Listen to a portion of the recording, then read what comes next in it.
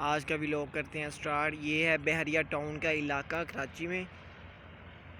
तो ये सब एरिया बहरिया टाउन का है, ठीक है। माशाल्लाह बहुत ही खूबसूरत शहर है ये बहरिया टाउन।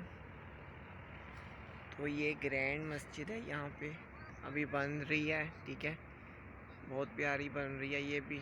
अभी अंदर जाना अलाउ नहीं है इसके, तो बाहर से भी आपको दिखा रहा हूँ। जब अंदर जाना अलाउ होगा तो आपको अंदर से भी शो करवाएंगे, ठीक है।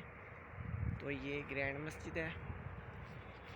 यहाँ पे बहुत सर्दी होती है क्योंकि ये पहाड़ी इलाका है, तो यहाँ पे बहुत सर्दी है। कभी आएँ कराची तो बहरिया टाउन का ज़रूर विज़िट करें, बहुत अच्छी प्लेस है, ठीक है।